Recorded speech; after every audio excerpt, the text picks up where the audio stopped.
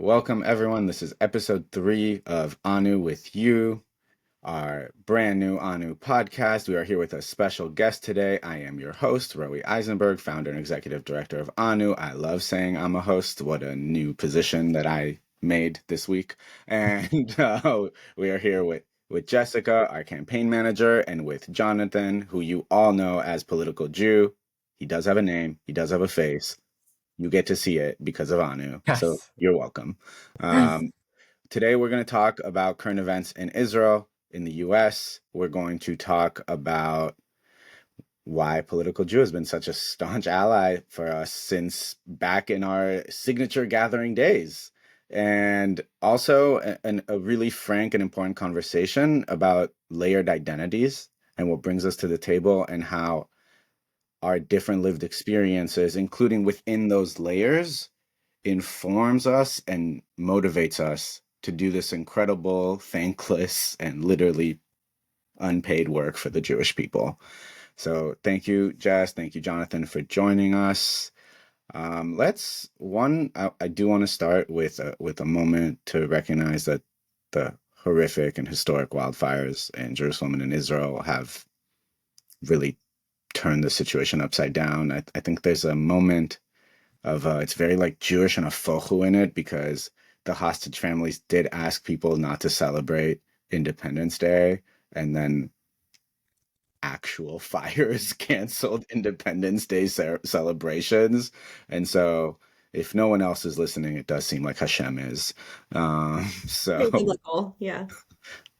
literally, Jerusalem is burning over the disagreements. And um, on that note, before we launch into the other current events, this morning, the Prime Minister of Israel, Benjamin Netanyahu, did unequivocally say something that he has avoided saying, and he aligned himself with the most extreme members of his coalition in saying that freeing the hostages and bringing them home is actually no longer the primary goal of the war. Many of us have known that this was what he thought, but he had never explicitly stated it before. So I want to open up by asking you, how do you feel now that it's out in the open? Should I? Yeah, I'll start. So I mean, it's very it didn't feel so surprising. It doesn't feel surprising at all. It just feels like at least credit to him for being honest finally and just saying what he thinks, because he has been lying so much that at least when he tells the truth, it's like a small victory, even though it's this truth that he's saying. And at least now, the people who were wondering, who had still a bit of hope that maybe deep down he had different opinions, that Smotrich and all those people weren't him and that they were a fringe minority. Well, it doesn't seem like they are, or at least not anymore. And so it's very depressing and yeah, sobering to hear him say that, especially because it was like a public statement, so he cannot really walk them back, and he won't walk them back. So it's all very depressing and sad, especially because since the last hostage deal, many former hostages, freed hostages, have spoken time and again about what they went through and what those who remained there are going through. There's the story of Alon Nohel, who that always that haunts me, because there's been, I think it's several former hostages and also intelligence that has said that he is caged and shackled in tunnels alone, and it's incomprehensible. And just to think that there are people who see those people as disposable, or like not disposable but not a top priority, is very depressing, especially because it's people in our midst. So it's, yeah, a very sobering statement. Yeah. When I've done some hostage advocacy, and along with a badass Evie, who is also an ally, we put together a hostage family delegation trip to Florida in December. We did it because the incoming administration was Republican and Florida was a key state in US politics. And something that I would say to everyone that we met with that struggled with, how do we criticize the way that the Israeli government has handled this, or how do we support the hostage families and, the anti-Semitism in the US? And I don't see how we do anything without getting our people back. There is no victory if there are Jews being held hostage because they are Jewish. There's no moving forward or healing or fighting anti-Semitism. And it is heartbreaking to watch our leaders. An ongoing theme with Anu is like, what are our leaders doing and how do we step up as leaders? And it is bewildering to see our leadership fail us again and again. And I think to a point that you're both making, right, is what are the Jewish values that drive us forward? Now, when the war started, everyone talked about Pidyon Shvuim, right? Returning hostages being one of the most important mitzvahs, one of the most important things that our Jewish tradition tells us to do. And I think today, hearing the prime minister of the Jewish state say, well, actually, revenge, actually killing my enemy is more important than returning the hostages. And we know, and we've talked about this on this podcast and on social media, we know that the military pressure has killed hostages, from the beautiful 6 to 35 additional hostages. And this is at the time of reporting. We don't know. I mean, Sarah Netanyahu seems to know things, but the rest of us, including the hostage families, do not know if military pressure has actually killed more of our hostages. And I want to use this as a transition because we're talking about Jewish values and we're talking about Israel and we're talking about the ruling party. And 2 days ago, because time is clearly a construct, we had horrific developments in Israel, right? When the chair of the Ra'anana Likud, the chair of the ruling party in a major Israeli city, essentially used her platform and her voice, and I'm using these words and it hurts to say them, but to incite a pogrom against people attending a screening of the Israeli-Palestinian memorial service. And like, we're talking about Jewish values, and we know from our Jewish tradition, Jews fighting does not end well for the Jews. And I know that you, Jonathan, have been one of the loudest and most informative. I think many of the people who even learned that this happened learned about this from you. And I'm wondering how how how it landed with you, and if what you've seen as the response to your educational efforts on this.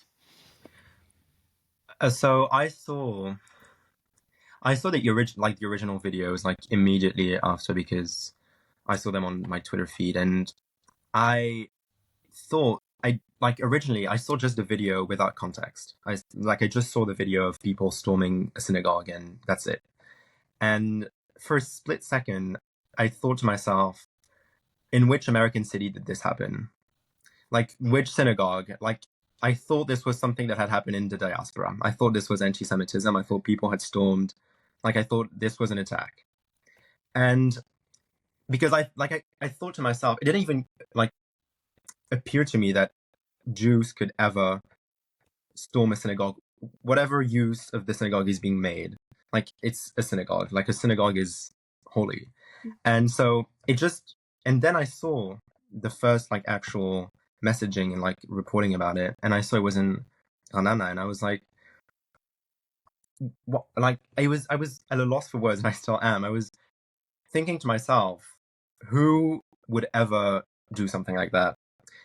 Like, who would ever storm a synagogue, brutalize the civilians in it, and their property as well, because they looted cars and did all sorts of stuff, and chant racist and abhorrent slurs, and it seemed so counterintuitive, but more than counterintuitive, it seemed brutal, like not a human, like it didn't seem rational in any way.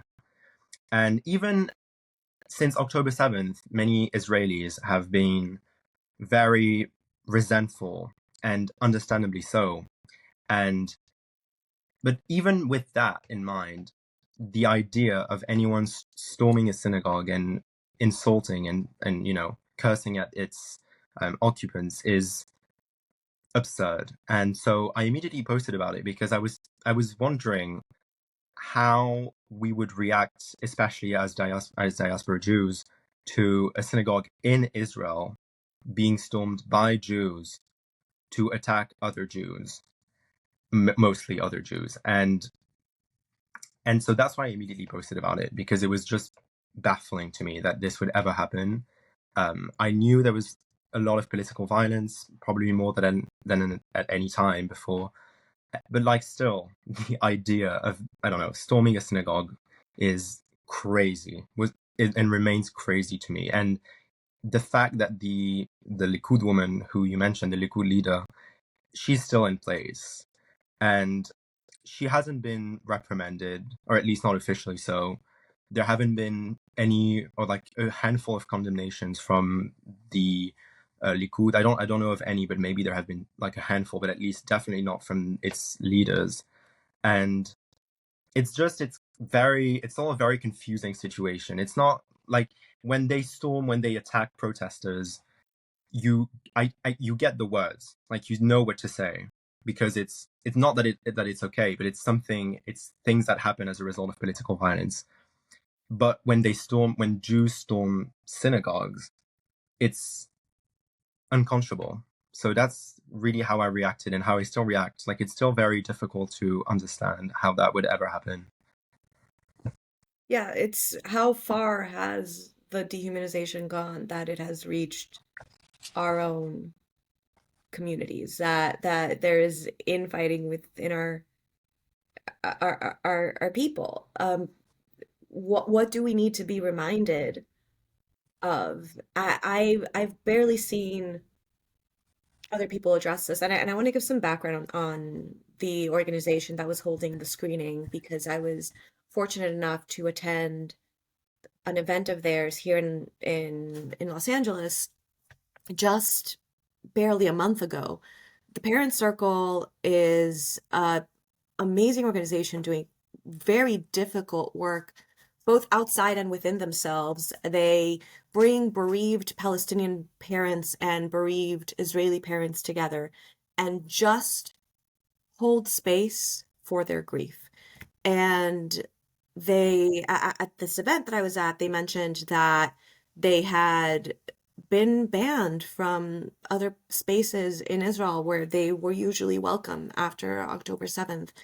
And that's when we need them the most. It's the hurt is so very real, but there must be some engagement. At the end of this panel that I was able to attend, a woman in the audience stood up and asked a question, and I think she was a little misinformed, because even the structure of the question itself led me to believe that she may have been or not well intentioned, I might say.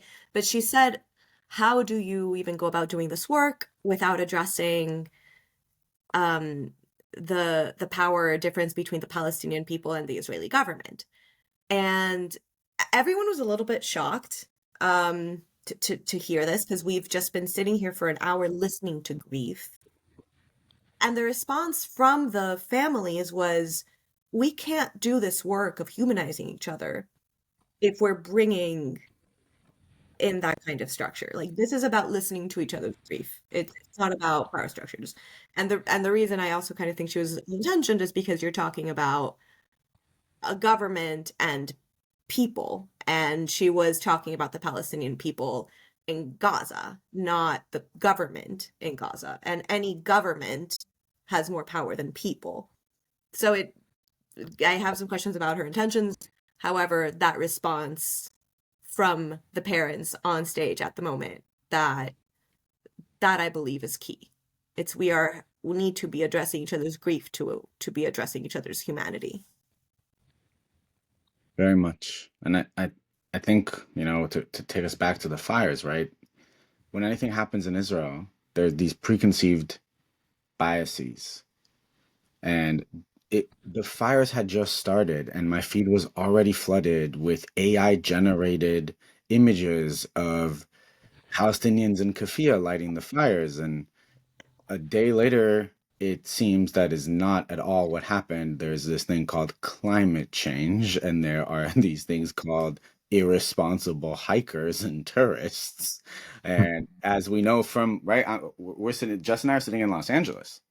We know from less than, I don't know what month it is, from 4 months ago, I think, whenever January was, um, we know how dangerous climate change and irresponsible, reckless human behavior is. But in Israel, it was immediately, oh, Palestinians did this to Or the us. Oh, left. Or or the the left. Well, if you're Yair Netanyahu, but if when he speaks, I just assume it's a lie. So, like, I think it really goes to both of your points about how is this how is this happening? Like, one of my favorite parts of our liturgy, of our Yom Kippur liturgy, and I love that I can quote it because it's so like, oh, as a Chiloni Israeli, like I'm quoting liturgy. Woo!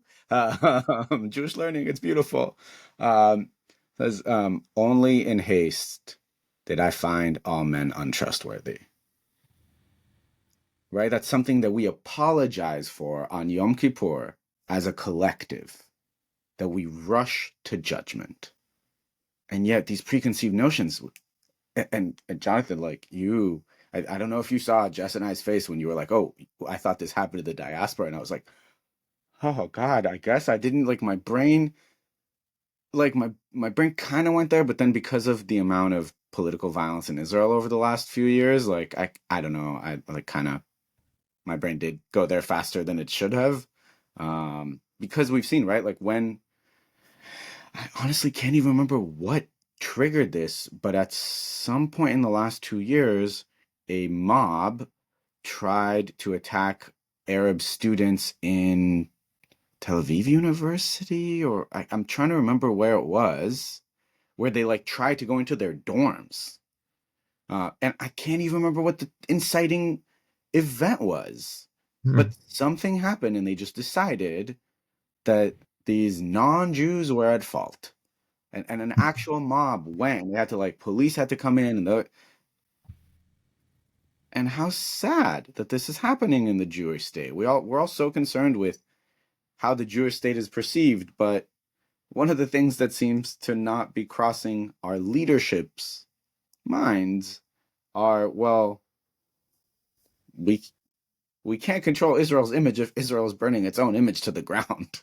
Yeah. Like, the Israelis need to remember that they too are ambassadors. It's not just Noah Tishby, right? It's really, but it's all Israelis, and so Israeli behavior is reported in the press, and if people have take away and draw conclusions from that, well, don't engage in the terrible behavior. Like, I don't know, don't commit pogroms inside Israel in the West Bank. You consider just not committing hate crimes and like not going on TV and saying I'm going to collectively punish a people. That would help. Yeah. And it's not a And just, difficult thing. I was gonna turn it back to you, Jonathan. But sorry, go ahead, go no, ahead. no, I was gonna turn it back to you because you do that very well. You address the issues, but you also call out anti-Semitism. Like the things are possible, and I was curious, what challenges you've faced in doing that, and what kind of feedback you've gotten. I've So the thing is, I grew up, so we'll get to that, but like my mum is Jewish and my dad isn't. And my mum growing up, she would always tell me, she wouldn't even tell me, it was just her way of speaking about Israel, was critical, but not overly critical. It was critical, but in a like lovingly way. Mm-hmm. Like she would criticize Israel, but we would go to Israel, not every summer, but regularly, and enjoy Israel and love Israel and cherish Israel and since October 7th, she has been very critical of everything, Netanyahu, everything. But she wears the hostage pin. At every Shabbat dinner, we do the prayer for the hostages, and she still very much loves Israel. And she has very much influenced my views, but I think in a good way. And to me, criticizing the Israeli government, whichever government, by the way, because I created my account under Lapid and Bennett, and I already criticized some actions from that government. But to me, I criticize Israel not out of spite or hate for Israel. I do it because I love Israel, and I want Israel to be at its best. And so it comes from a place not of resentment or, animosity or anything. It comes from a place of, I am a Zionist, and I say it very loud, and I get backlash from a certain crowd for it. But I'm also aware that Israel isn't perfect, and that it will never be perfect, but we can work towards near perfect, and that right now we're very far from perfect. So to me, criticism of Israel has always been very linked to loving Israel. And how has it been received? In very opposing ways. Some people within our community have, called me all those names and, blocked me and stuff, and called me out and everything. Others have, enjoyed my content. And then in the pro-Palestinian community, so basically in the right wing kind of spaces within our community, I've been the anti-Zionist capo. And it's kind of simplistic, but it's basically that. And in some pro-Palestinian circles, I've been the Zionist, genocidal, and then add every word possible, but like every single thing. So, but I've adapted to it. And it's like, I know I'm going to get in trouble for saying some things, but at the end of the day, I do believe what I say, and I know that some well-intended people will call me out if needed and will keep me grounded, and I would much rather have civil discourse with reasonable people who don't call me names than to talk with people who try to get me on a no-fly list in Israel. So, or like, I don't know, something, like, that's where I stand with the people. And just to say one thing that kind of circles back to what you said, Roei, about what Israelis post and how they advocate for themselves and lack thereof. A few weeks ago, I tweeted something that was intentionally provocative, and it was that when people say that Israel wittingly kills children and enjoys doing it, it comes from an anti-Semitic tradition. And it was just blank. I just put it like that, and the intent was to create discussion. It didn't create discussion, it just escalated into insults. But what people put in the comments is exactly that. There's this account called I don't remember, Israeli Telegram something. And it's an account that just scours through all the Israeli Telegram channels and look for racist, genocidal, supremacist discourse. And they have thousands. And it's true. And when they sent it to me in the comments, I wasn't denying it. It existed. It was factual things. It didn't negate what I was saying, but it was factual information that people could read and like factually.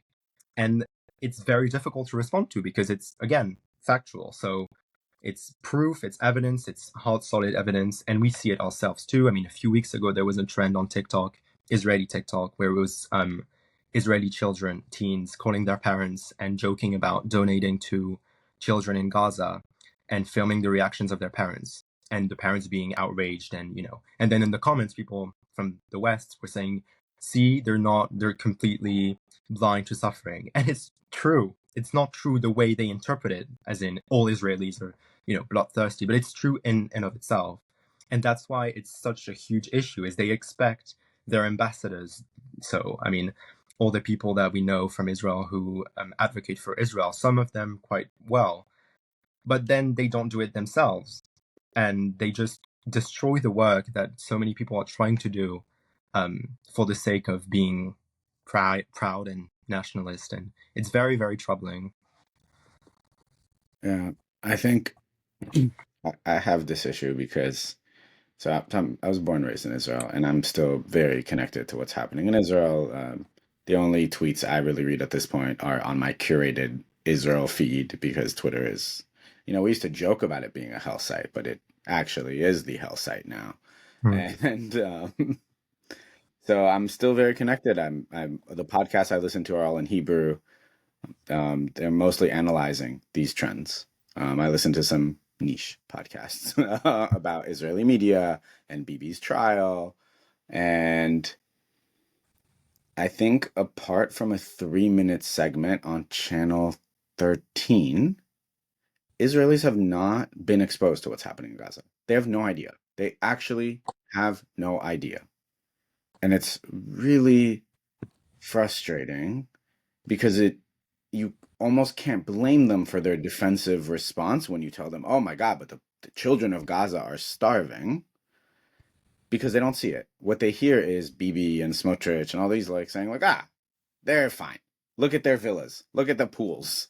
There was one Israeli journalist actually last week who Google Maps, if you want to cry, updated its maps of Gaza with pretty intense detail. So if you were to go to maps.google.com and look at Gaza, it's updated. And he shared this. And to your point, Jonathan, the comments were yeah, good. That's what they deserve. And you're no, nobody deserves complete and utter destruction, especially when they see something out of Gaza. What are they seeing? They're seeing the protests against Hamas. So it's they're privy to so little information, and the information that they are privy to is that actually the people of Gaza don't want Hamas. And yet their response is, well, they did this to us. And I can't, I have these conversations with Israeli, to your point about I think every single person on this call has been called pro-Hamas and anti-Israel, so an anti-Zionist and and an anti-Zionist and anti-Israel, anti-Semite. Yeah, I was accused of hating Israel the same week that I started my master's in Israel education. It was lovely. It really just, it fit. It felt so right. It's the more you learn about Israel, the more you get accused of hating it. And to a degree, it's well, when you peel back the layers, there are some things that we are not proud of. But I think, with everything in life, that doesn't mean that you love it less. One of my favorite songs about love is John Legend, right? And in the song All of Me, what does he say? Love all your perfect imperfections. It's not, I don't love Israel any less for what happened in Tantura, which is very close to where I spend a lot of my time in Israel. I don't love it any less because I'm from Haifa, and as much as we uphold Haifa as this magical mixed city, Haifa was the first place where we expelled Arab population in 1947, pre-war. I don't love the city any less. It's okay. And actually, it strengthens my love because I know what I'm fighting for. I'm fighting for the good parts of that history. And I'm educating people. One of my tropes as an Israel educator, one of the themes that I always tell people is you need to tell, especially younger people, the truth, because the truth will come out. It will not stay hidden. And the question is, how are you preparing them for meeting a Palestinian, for meeting an Arab who has family in Gaza, and something our community does not want to deal with? And then I do want us to talk about those layers. But something that the community doesn't want to deal with is when kids go to campus next year and 2 years and 10 years from now, they're going to be meeting people who had families decimated in Gaza. Decimated. Right? Whole family trees uprooted and killed. Well, And no that one's is ready something. to talk about, no one wants to confront. I mean, this isn't even just Israelis.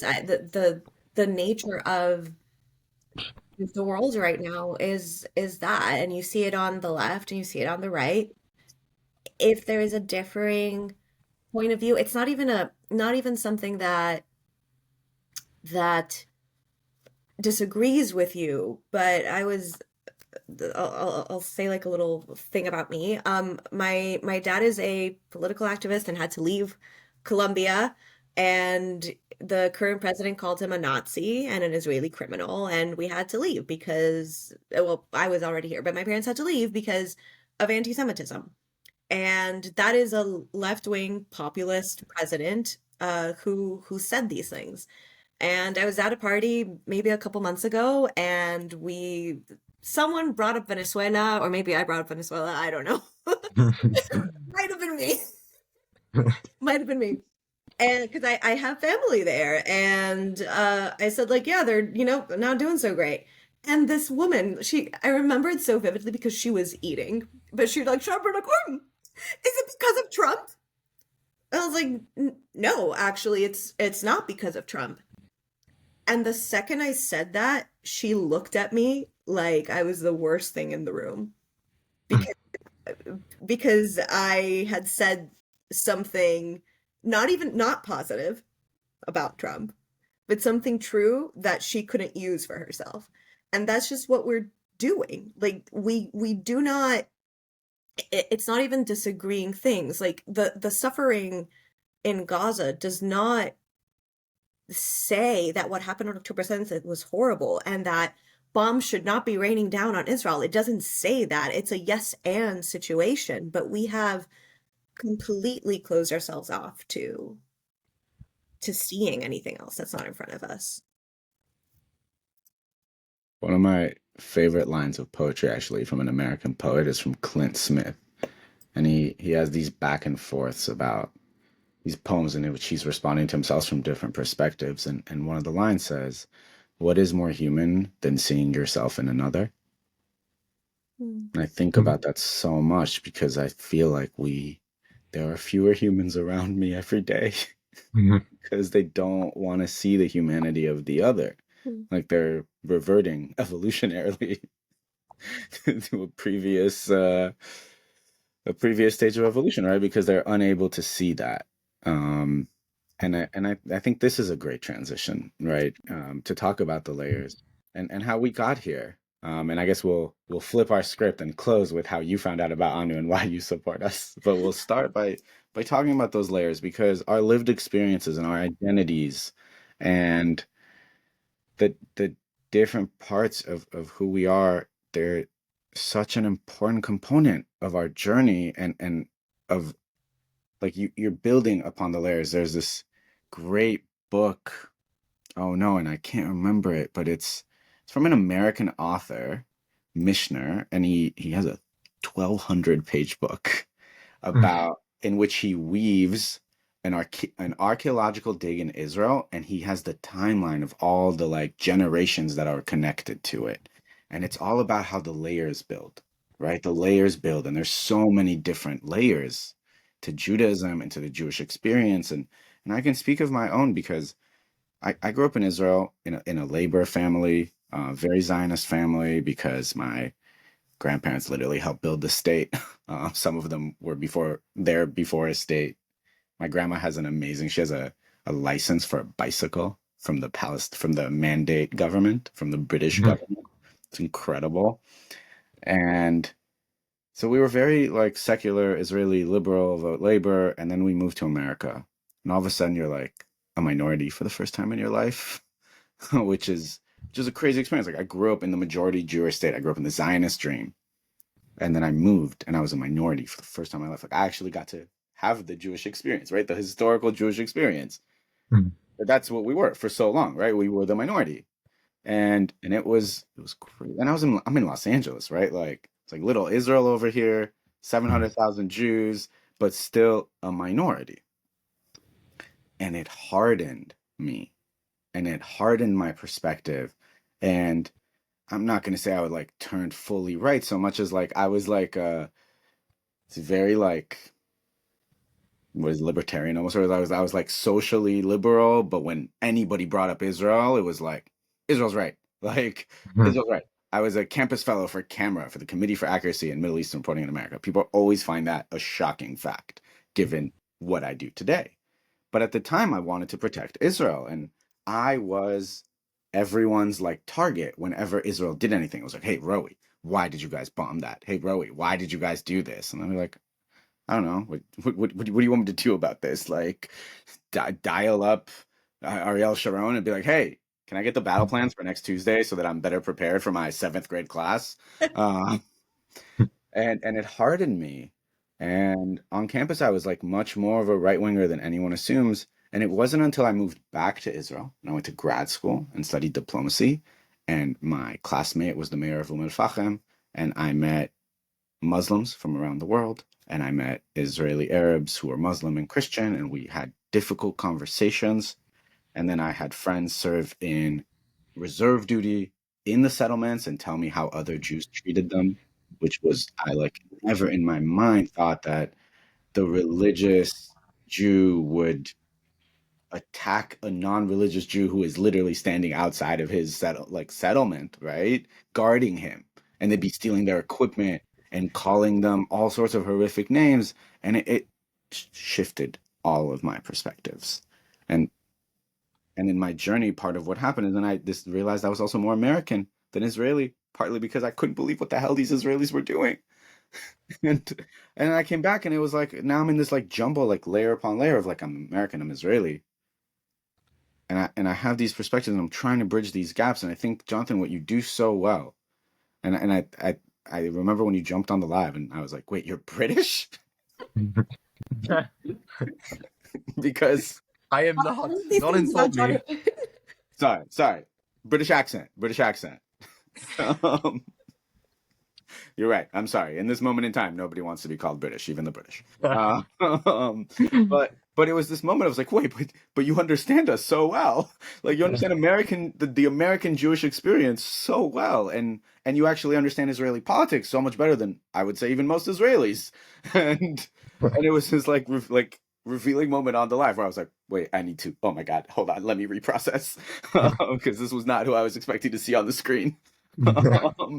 Amazing face reveal and amazing moment, but those layers, they're such an important component of you, and I will really want to hear how your journey brought you here. Yeah.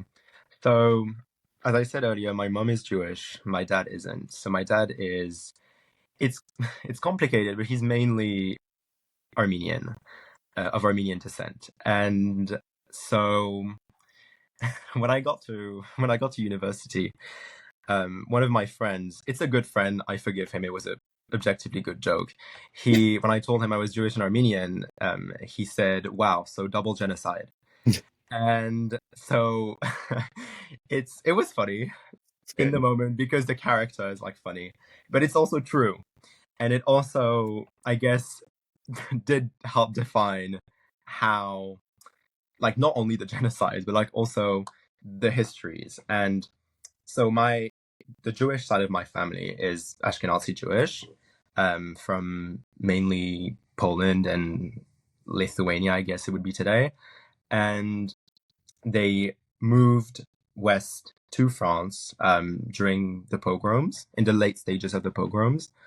And they settled in France, and then they survived the Holocaust by hiding. And yeah, most of them, the vast majority of them survived the Holocaust, which is kind of unusual, but I guess it's for the better and for the best. And so it was a story of on both sides. What I'm trying to get to is that there was a story of constant migration, because on my Jewish side, they moved from Poland with nothing, and on my Armenian side, they lived in modern day Turkey, so the Ottoman Empire at the time, and they lived in Izmir, which is a city, one of the big cities of modern day Turkey. And they left right before the genocide, actually, a few years before the genocide, because one of the lesser known fact about the plight of Armenians in the Ottoman Empire is that it started way, way before the actual documented genocide. There were already actually kind of massacres equivalent to pogroms before. A few decades before, hundreds of thousands of Armenians were massacred. And basically what my family did was they were in their city and they saw massacres kind of closing in on them, and they left. And they went to Egypt. At first. They went to Egypt and then they went to France. So that's how the two sides kind of collided. And so I guess how do these inform my worldview kind of is I grew up with these intergenerational trauma, but also history and identities, and I had to reconcile both identities. Not that they're opposing, but it's difficult to have two different identities and to be able to have to live with the both of them at the same time. Especially because being Jewish is more than just a religion, and it's more than just an ethnicity. So it's a very ubiquitous identity. So I had to reconcile both, and to do that, I had to consider other worldviews. I had to see the way Armenians, past and present, see the world, how they live today, and I had to obviously learn about the conflict today between Armenia and Azerbaijan. And so I think it wasn't a conscious path that I took. It's just by being confronted to other identities, and another identity, and by being confronted to another history, it just naturally enabled me to look at other experiences more easily, because I'd already done it with the Armenian experience, because I grew up Jewish. So I didn't have to go into Jewishness. If I'm being honest, I had to go into Armenianness because I was mostly Jewish growing up. So I had to focus at some point on my Armenian experience, on my Armenian heritage, and learn about it. So, and to be able to do that, I think is how, I don't want to be pompous, but how I, was able to listen to other people from other communities talk about their experiences and how that affected their discourse, and how that affects, again, unconsciously, the way they see the world and see their own experience and their own history and their own people. So I guess it's this, those two different identities really help me think kind of critically, I guess, about different communities, different experiences, and different pasts and presents. That's so beautiful that you had to, I guess, find that side of you, and in doing so, that helped you see the sides of other people. Like, you had something within you that you had to identify, and that helped you, be able to relate to other parts of other people. I mentioned, like, I'm Colombian and Jewish, and my mother converted, and half of my family immigrated to Colombia, and the other half is very loud and dances salsa, and the other part, has Shabbats and gefilte fish. And I grew up all over the world a little bit, and then I moved back to Colombia when I was a teenager. And I thought I was already Colombian. I thought I was already Latina. But I started meeting also those kind of parts of myself where I was like, maybe like, what am I? What does this say about my heritage, that I don't understand these parts? And I also had to have that moment of, well, maybe I want to know it a little bit more. You have to be active in getting to know it, which I think is also kind of like what Roei is getting at, with him going back to Israel and confronting those parts. Yeah.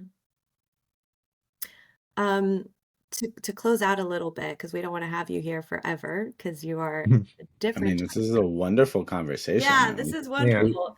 We And could Roei and I keep are very going good about forever. talking forever. So Wait, no, I cut you off. I'm so sorry, Jess. I was gonna let you close out. Oh, no, okay. I was just gonna say, like, to your point, because we don't want to close out this episode without hearing, one, how you found Anu, and two, what led you to be one of our earliest and loudest supporters. So what is it about us that has resonated with you from across the sea, to help Yeah. support an American party? And I have a guess now that we're having this conversation, and I don't even know if we realize it, right? But talk about the beautiful mosaic of the modern Jewish world, right? Like you're the offspring of an interfaith family.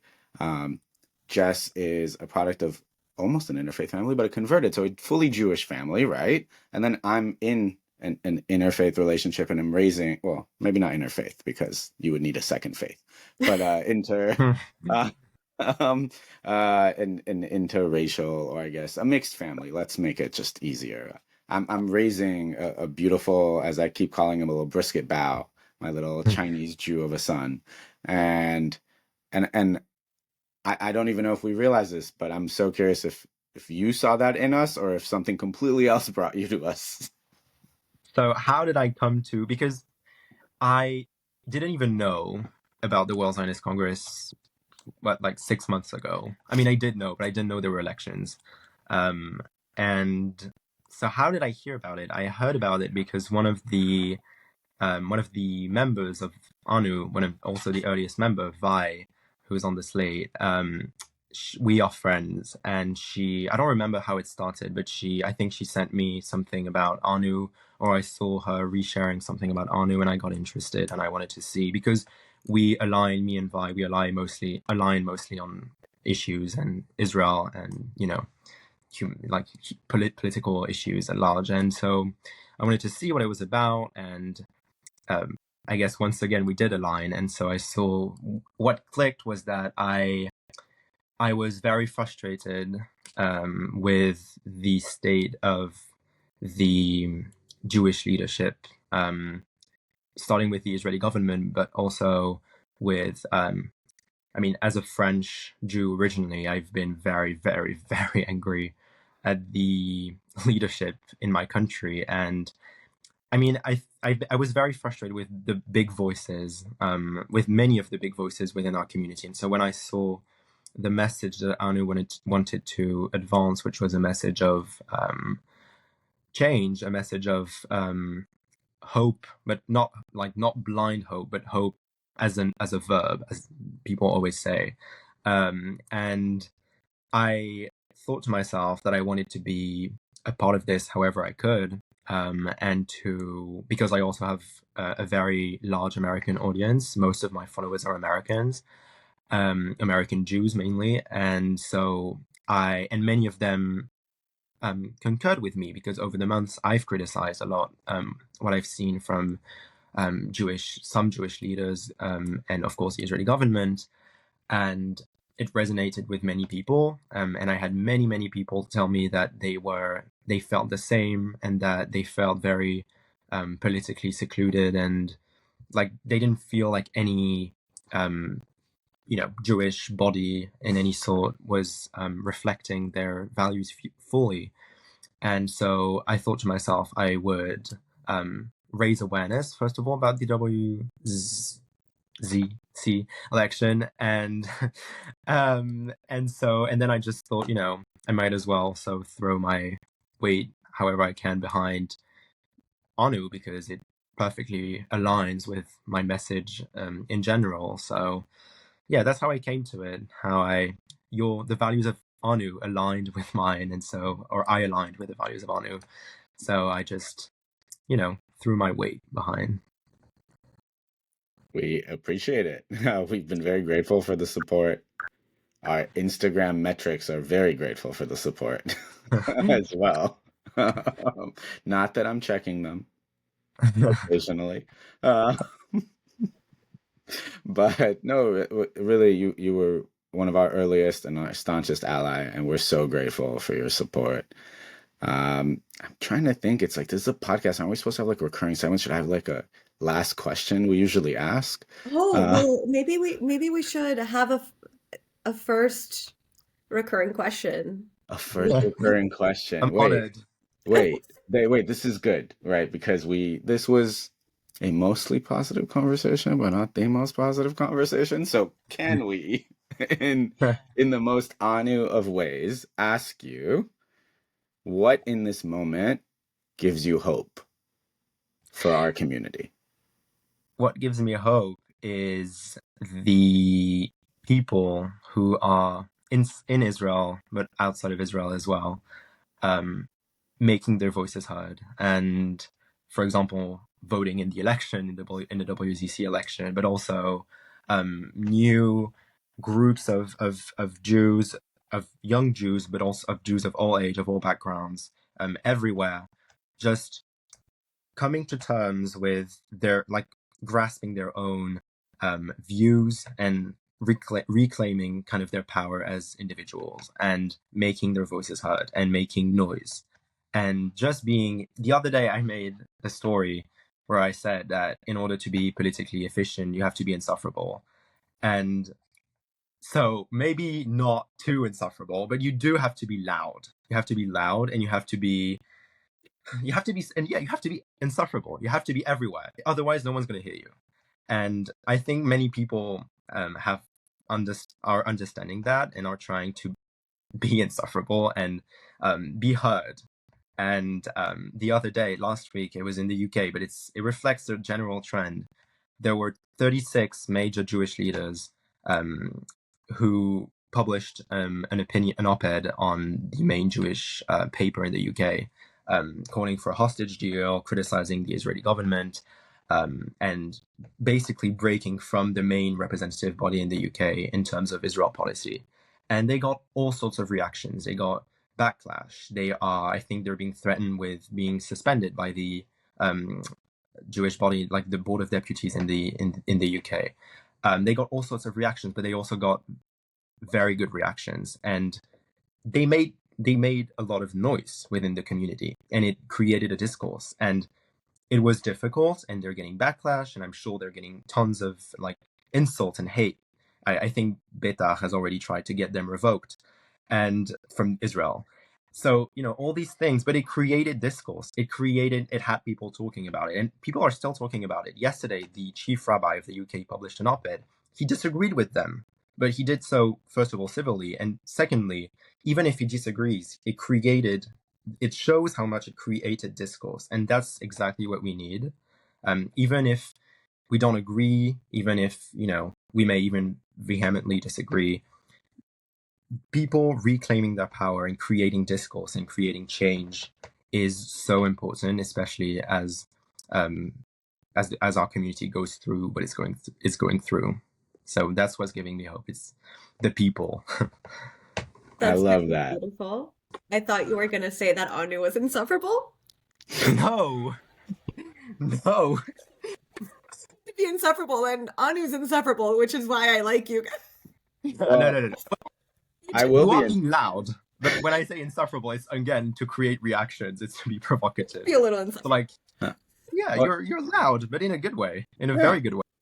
And Jess, you love talking about how we are the party and slate of discourse. So without even, planting that in your script, Jonathan, thank you for reminding people that we really are the slate of discourse. That's what we've been aiming to create, both with our events, with our slate, with our Instagram, the non-existent Twitter on the health site that will be more active at some point. And I will take this moment to be slightly insufferable, because you're right, it did work. This week I have put more Instagram stories than I think in like the first 10 years of me using the platform, with the link to vote. And I got several messages from close friends who were like, fine, I did it. Like, okay, enough. But it worked. It worked. They voted, and they sent it to their families and their friends. Vote tripling. Yay, get out the vote. So to be insufferable, I will remind everyone, ZionistElection.org, vote number 6, Anu, a new union. Don't make me repeat it. I have enough this week. ZionistElection.org. I want to thank you, Jonathan, so much for taking the time. Thank you. I know it's late. Well, we trust me, the honor and the privilege has all been ours. Thank you. Stay strong. Thank you, Jess, for everything that you do for us. My name is Roei Eisenberg, and I am the host of Anu with You. And this is episode 3. Thank you so much for listening. Don't forget to like, subscribe, share, send to your families, and most importantly, text them ZionistElection.org, vote number 6. We are grateful to you. Thank you so much, and have a wonderful morning, day, evening, whenever you listen to us. Thank you.